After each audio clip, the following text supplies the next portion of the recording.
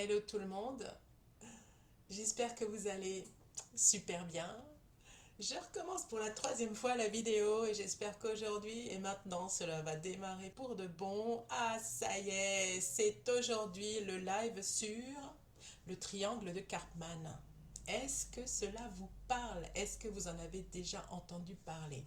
Le triangle de Karpman, du nom de la personne qui a identifié des jeux de rôle que nous mettons en place systématiquement dans notre vie tant que nous n'identifions pas le rôle que nous jouons dans certaines relations par rapport à certains événements. Le triangle de Karpman est donc un modèle psychologique qui décrit des jeux relationnels inconscients que nous jouons absolument toutes et tous. Comprendre ce triangle de Karpman est la première étape pour en sortir et surtout reprendre le contrôle de sa vie. Donc, l'objectif de ce live, c'est de permettre à chacun de vous, d'entre vous, de prendre conscience du rôle qu'il joue dans une certaine situation. Et cela donc peut être victime, sauveur ou bourreau. Et d'apprendre particulièrement à adopter une posture qui soit alignée avec sa propre énergie, avec sa puissance. Donc, vous avez peut-être déjà entendu parler de ces trois versants possibles, sauveur, victime, bourreau. Et peut-être qu'on vous a même déjà dit, arrête de te prendre pour une victime. Ok, ça y est, j'ai identifié ce à quoi je me fais justement le plus, où je m'identifie justement le plus, c'est le rôle de victime. Mais lorsque l'on vit notre vie, lorsqu'on est dans une certaine situation, on ne se le dit pas. On n'est pas en train de se dire, oh là là, je joue le rôle de victime. On est en train de le vivre. Et ça vient peut-être de certains schémas relationnels, de certains schémas transgénérationnels qui nous ont appris à être souvent, à vivre ça de cette manière-là. Donc, je vais vous donner des exemples pour que vous puissiez situer peut-être dans quelle posture vous vous positionnez dans un certain contexte, sachant que suivant la personne que vous avez en face de vous, suivant la situation que vous êtes en train de vivre, vous allez peut-être changer votre manière d'être. Donc il se peut très bien que vous soyez victime dans une certaine situation et que vous deveniez bourreau dans une autre et pas forcément victime face à telle ou telle personne identifiée et que vous ne soyez que victime par rapport à cette même personne, dans une même journée, même parfois quelques heures plus tard, vous pouvez être à votre tour bourreau. Vous voyez, c'est vraiment très subtil et le fait de venir prendre conscience de qui vous êtes dans tel ou tel événement va vous permettre justement d'en sortir. Alors, je vous donne quelques exemples pour que vous situiez qui vous êtes, la posture que vous prenez face à certaines situations, événements de votre vie. Donc, la victime, par nature, qu'est-ce que c'est qu'une victime? C'est une personne qui se pense impuissante, incapable de résoudre ses propres problèmes et qui surtout est en train de se plaindre, de gémir. Elle est à vouloir toujours que l'autre voie son malheur, qu'on soit vraiment attentionné, que l'on vienne vers elle parce que la personne, la victime, vit quelque chose de terrible, voyez-vous.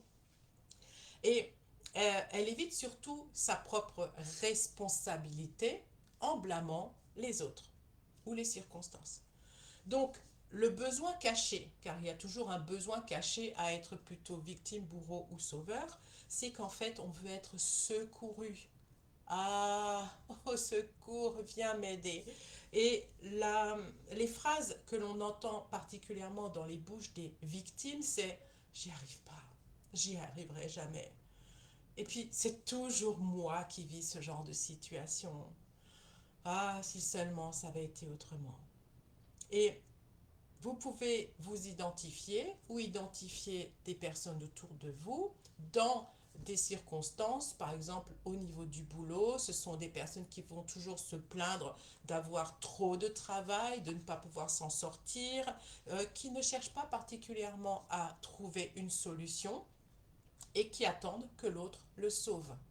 Alors je précise que si vous vous identifiez en tant que victime, l'idée n'est pas de venir vous flageoler et dire ah bah ouais c'est moi ça. Non, l'idée c'est juste de savoir que c'est vous dans telle situation. C'est déjà super de prendre conscience de ça.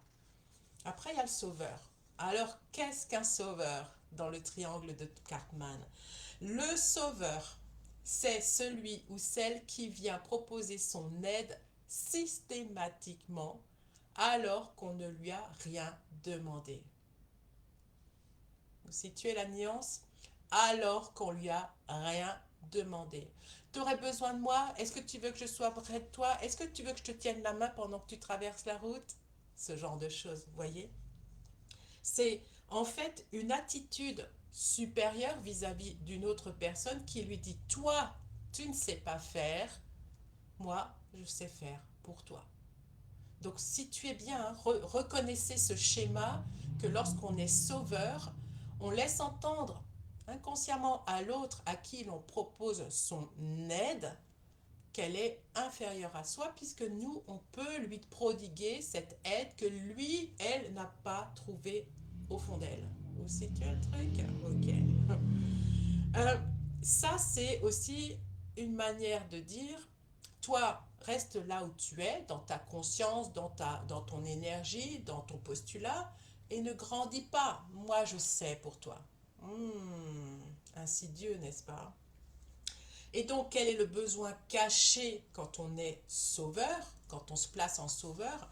C'est de vouloir se sentir utile et surtout de se sentir important, de savoir que notre propre souffrance disparaît au profit de l'autre personne que l'on veut aider, que l'on veut sauver.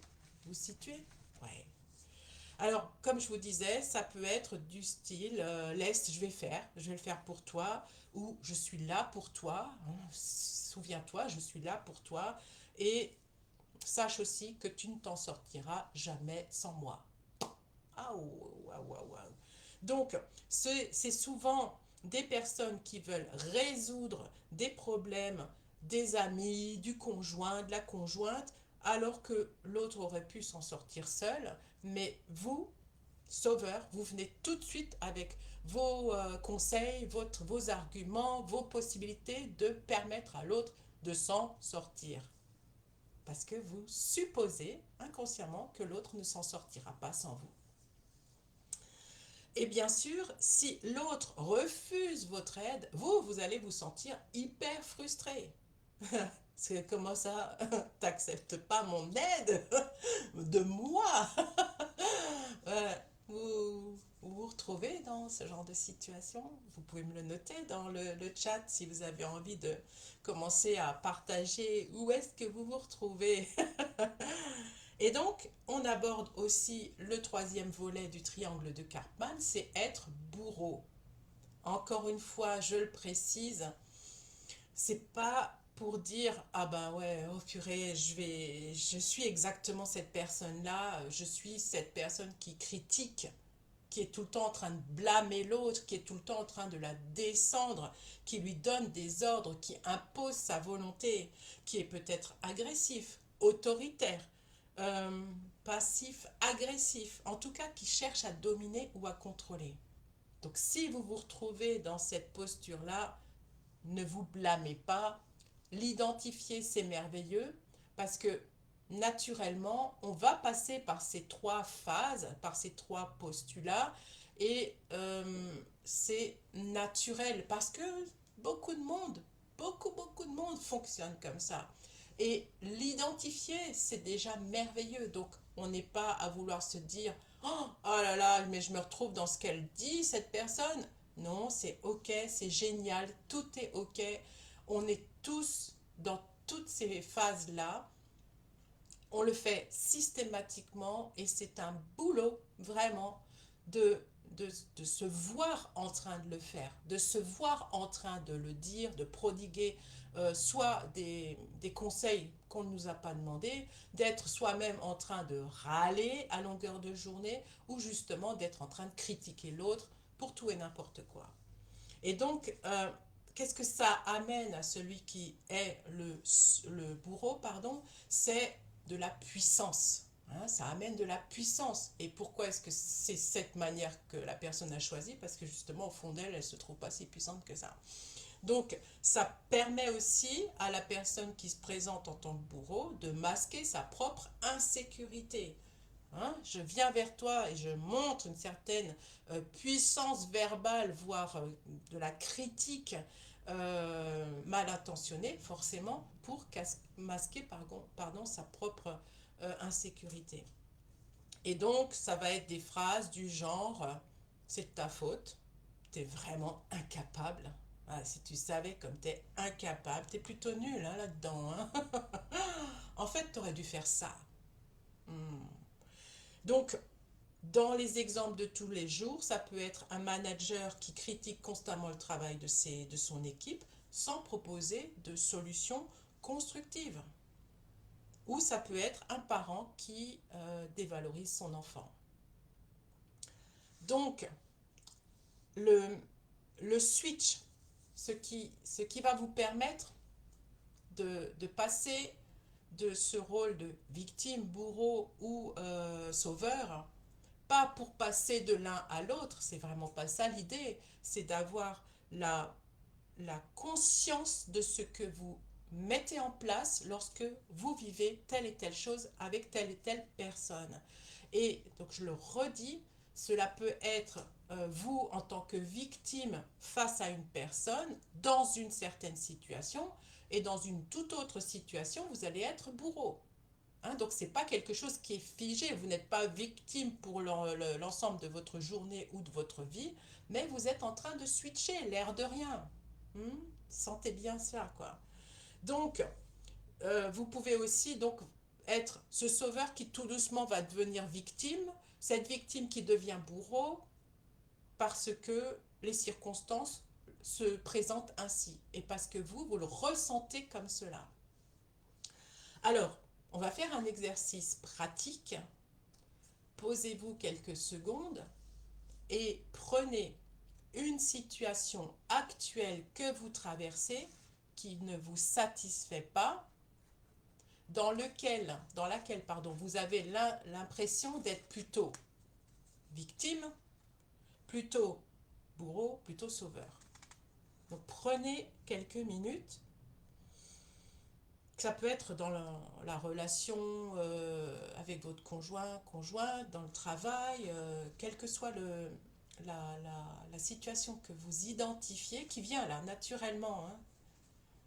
Alors, posez-vous la question. Dans quelle situation difficile est-ce que je me sens actuellement? Donc, posez ça. Normalement, vous le savez direct parce que vous êtes justement celle qui râle constamment ou celui qui râle constamment ou vous bourreau ça s'identifie peut-être différemment parce que on n'a pas l'impression d'être quelqu'un de critique ou d'amer ou de mais bon voilà quelle est la situation difficile que vous traversez actuellement. Alors vous pouvez la noter si vous le voulez dans les commentaires, si vous avez envie que ce soit partagé, ou bien vous le mettez pour vous, vous l'écrivez. Et prenez conscience du rôle que vous jouez dans cette situation. Est-ce que vous êtes constamment à vous plaindre sans agir, Vous seriez plutôt victime. Ou bien, dans cette situation, vous êtes en train de vouloir résoudre les problèmes des autres sans qu'ils vous l'aient demandé. On est d'accord, hein? Sauveur. Ou bien, est-ce que vous êtes en train de critiquer ou de blâmer souvent les autres dans cette situation que vous traversez? Bourreau. Est-ce que vous avez identifié où est-ce que vous êtes dans cette relation? Vous pouvez aussi le noter. Hein. Je vous laisse quelques secondes. Et Quand vous êtes sous le stress, par défaut, vous choisissez quoi comme rôle? Intéressant, hein, cette question. Et posez-vous aussi la question, quel est le bénéfice secondaire, c'est inconscient, hein, à rester dans ce rôle-là?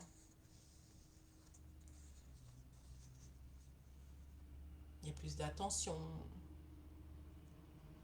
plus, oui, plus d'attention vis-à-vis de vous. On vous écoute, on vous câline peut-être. Ah, ma pauvre, tout ce que tu traverses. Ou bien, peut-être que vous sentez un regard qui dit, ah ouais, là, on me regarde. Je sens de la crainte chez l'autre parce que vous êtes bourreau. Ou bien vous vous sentez puissant. C'est quoi le bénéfice secondaire à être dans ce postulat? Donc, si vous voulez, partagez vos prises de conscience dans le chat, dans les commentaires. C'est super intéressant.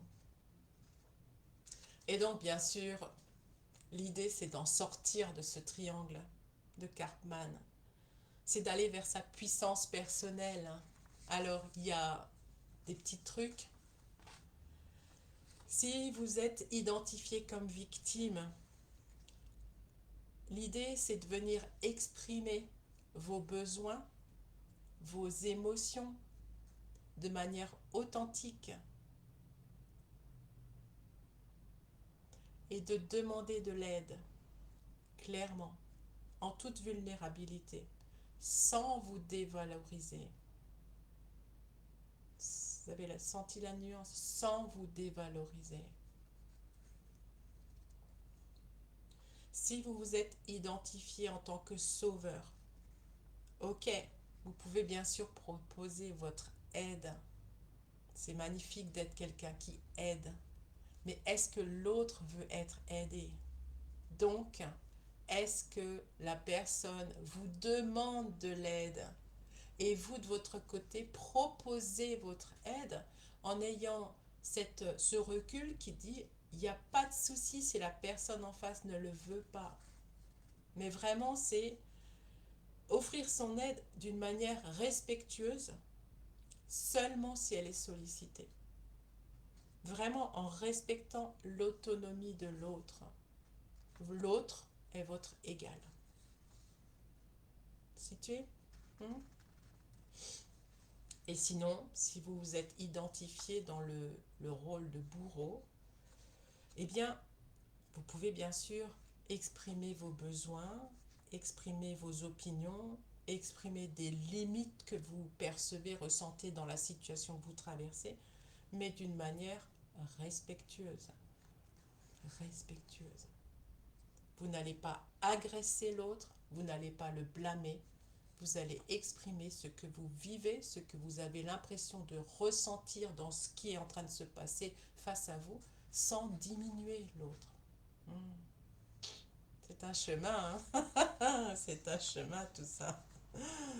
Et tout ça, c'est pour vous amener vers votre énergie, votre puissance, toujours être dans sa puissance, son pouvoir personnel.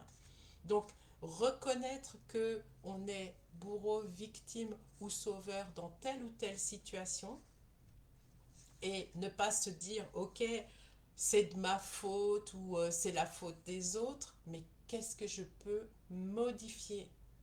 Comment je peux voir la chose autrement? Comment je peux me comporter autrement pour retrouver cette puissance naturelle? Et plutôt que d'aller râler, apprendre à dire non, à protéger son énergie, son temps. Et pour le reste aussi, communiquer, mais dans la bienveillance, pas dans l'agressivité, ni dans l'obligation, voyez, ce genre de choses. Et bien sûr, bien sûr, être bienveillant par rapport à vous-même, parce que si maintenant cela a apporté des prises de conscience de ce que vous vivez, comme je vous le disais tout au début, ce n'est pas l'idée de venir se flageller, de se dire ah ouais, mais c'est comme ça que je me vois, mais oh là là, mais c'est terrible d'être cette personne-là. Non, c'est merveilleux de savoir que c'est ça qui pour l'instant est en place majoritairement. Et vous avez quelques conseils, quelques possibilités pour modifier cela. C'est tout. Et dans le cas où vous aimeriez justement aller plus loin dans cette réflexion, je vous propose des offres, des services en rapport avec la possibilité de reprendre ce pouvoir personnel grâce à un soin de libération ou des langages de lumière qui permettent de libérer ces traumas peut-être qui sont là depuis peut-être très longtemps, peut-être depuis l'enfance, parce que c'est naturellement mis en place et peut-être reconnu ainsi. Ah, elle a toujours été comme ça. C'est naturel chez elle. Ouais, c'est peut-être pas si naturel que ça. Donc si vous avez envie, n'hésitez pas, prenons contact, prenons rendez-vous. On peut bien sûr échanger avant qu'il n'y ait la mise en place d'un rendez-vous. Je vous noterai ci-dessous le lien vers mon site internet, les www.éveil-et-harmonie.com. Sous boutique, vous retrouvez l'ensemble des services que je propose.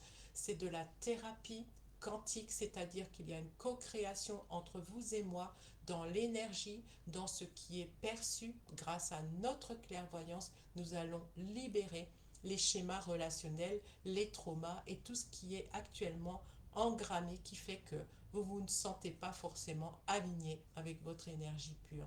Voilà, je vous souhaite une très belle journée. N'hésitez pas à mettre ce que vous avez pris comme conscience grâce à ce live. Merci à vous d'être là. Passez un merveilleux vendredi. À vendredi prochain. Bye tout le monde.